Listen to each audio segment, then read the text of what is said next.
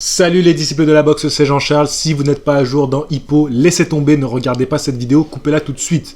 Là, je vais discuter avec les fans de Hippo, les fans hardcore, parce que dans la communauté, vous êtes nombreux. Ah, je sais que dans ceux qui commentent, vous êtes nombreux de ouf. Dès qu'il y a du Hippo, vous êtes là.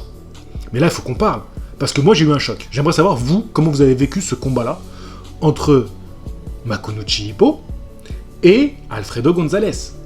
Parce que moi, trop d'émotions. Donc il faudra qu'on décortique vraiment tout ce qui s'est passé dans Hippo jusque-là. Mais là, je veux juste parler de ce combat, de ce qui s'est passé. Déjà, moi, j'ai mal vécu que Manabu Itagaki, ils perdent en début de soirée. Ça m'a tué, parce que je le kiffe, c'est devenu mon personnage préféré, et il se fait battre au premier round, c'est pas normal. Je suis choqué. Déjà, ça m'a choqué, ça m'a énervé. Et après, on enchaîne avec le combat de Hippo. Trop d'émotions dans ce combat. Il a tellement tout donné. Il a tout mis, tout ce qui s'est passé depuis le début de la série, depuis le début du manga, il a tout mis dans ce combat. Tout son entraînement, toute l'expérience qu'il a eue. Et petit à petit, il commence à dominer le numéro 2 mondial, qui a perdu contre... sa seule défaite, c'est contre Ricardo Martinez, qui est le grand champion, qui a aussi battu et qui a ridiculisé le seul boxeur qui a battu Hippo. Et Hippo, il est dans le combat, il fait un super beau combat. Bon, comme d'hab, il en prend plein la gueule, parce que c'est toujours comme ça dans Hippo, ça c'est abusé, c'est complètement abusé. Et quand il arrive à prendre le dessus sur le mec, il y a ce retournement de situation, avec le coach qui se souvient de l'autre coach qui lui avait dit c'est ta puissance qui te détruira, il donne tout, l'autre il rentre dans un combat acharné à toi à moi, il y a le Dempsey Roll là qui sublime. Il nous ressort cette technique qu'il avait plus faite depuis un petit moment parce qu'il voulait plus la faire parce qu'elle était dangereuse. Et c'est quoi ça? C'est quoi cette fin? Non, ça m'a choqué, je suis désolé. Je suis pas d'accord. Je suis pas d'accord avec cette chute. Cette défaite là, elle m'a flingué, elle m'a dégoûté, je suis trop énervé. Donc là, je suis juste après la défaite. En plus, il y avait trop d'émotions dans le sens où Takamura, il commentait. Takamura, il faudra qu'on en parle aussi, parce que c'est un personnage qui m'énerve de plus en plus la série avance, et en même temps, il développe des facettes de sa personnalité qui sont grave touchantes. Et à la fin, quand il y a la défaite là, moi ce qui m'a vraiment plu, c'est que le coach, il monte sur le ring, tu vois, c'est le coach qui arrête le combat, il attend pas la fin du compte, il monte sur le ring pour que ça s'arrête, tu vois. Mais il met du temps à se relever, Hippo, tu vois, il est assommé au sol. Comme Manny Pacquiao, il faudrait voir à quel moment il a écrit ça.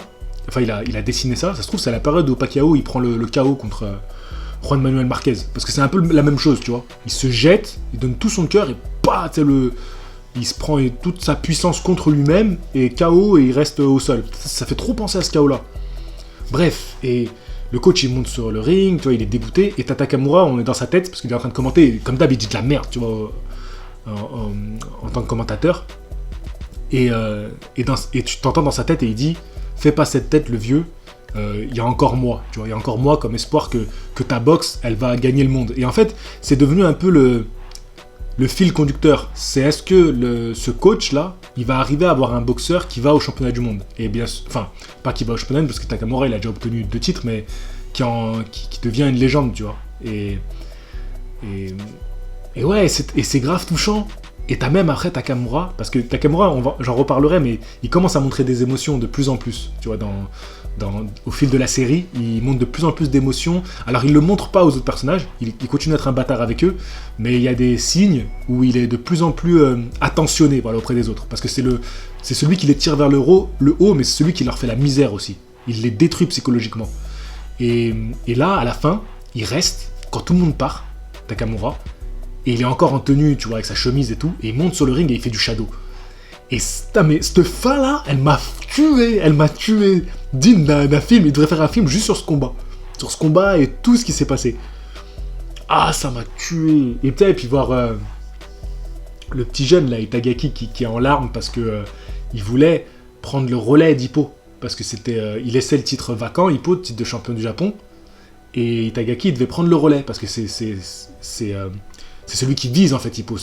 Comment dire, il est son disciple, mais en même temps, c'est son adversaire absolu, tu vois. Il vise d'être Hippo et de battre Hippo, tu vois. Il veut gagner ses adversaires plus rapidement que Hippo l'a fait. Et à la fin, il est en larmes parce qu'il n'a pas réussi, alors qu'il devait prendre le relais, et il a échoué. Et il y a trop de trucs dans cet épisode, mais non, je pense qu'il y a au moins 2 tomes, le combat contre Gonzalez, Alfredo Gonzalez. Mais bon, c'était vraiment quelque chose, et c'est pour ça que j'avais absolument besoin de faire cette vidéo-là, genre réaction au combat de Hippo. Vous allez rigoler, mais je pense que vous me comprendrez, parce que vous vous rappellerez, pour ceux qui l'ont lu à ce moment-là du manga, ceux qui l'ont pas encore lu, il faut aller absolument jusque-là. Et en plus, comme un débile, parce que moi, je retiens très mal les noms des personnages. Je suis quelqu'un qui est plus visuel. Même dans la vie, je me souviens des visages des gens, mais très mal de leurs noms. Je peux me rappeler d'un visage que j'ai pas vu depuis mes 20 ans. Par contre, les noms, j'ai du mal. Et donc, je cherchais les noms pour préparer la vidéo. Et je me suis spoilé de la suite de Hippo. J'ai trop la mort. Je me suis spoil. Mais bon, me spoilez pas dans les commentaires, s'il vous plaît, tu vois, on reste correct. Et bon, après, s'il y a du spoil, j'en mourrai pas, tu vois, mais c'est juste que, bon, ça fout les boules quand même. Ou alors, je regarderai pas les commentaires tant que j'ai pas fini le scan, et après, je viendrai voir les commentaires, tant pis. Mais ouais, c'est un truc de ouf, j'ai kiffé, puis en plus, il y avait tous les adversaires de Hippo étaient présents. Tu vois, Miyata, Sendo, enfin tous, ils étaient tous là, et ils étaient à fond dans ce combat, parce qu'ils représentaient quelque chose pour eux, parce que Hippo, qui les a battus, ou qui leur a donné du fil à retordre, il était en train d'atteindre un niveau que eux n'avaient encore jamais atteint, et donc ils voulaient voir qu'est-ce qui allait se passer, parce que Hippo, il a un peu le truc de Naruto, c'est-à-dire que les mecs qui le détestent ou qui l'affrontent, ils vont finir par s'unir à lui et croire en lui. Bon bref, voilà un petit peu, je voulais vous faire un débrief rapide sur ça, je vous ai dit un peu les trucs qui m'avaient le plus marqué, mais je suis dégoûté, j'ai trop la mort, faut vite que je dise jusqu'à la fin, parce que là, trop la haine. Allez, je vous dis à la prochaine, c'était juste une petite vidéo bonus, à la prochaine, fighting!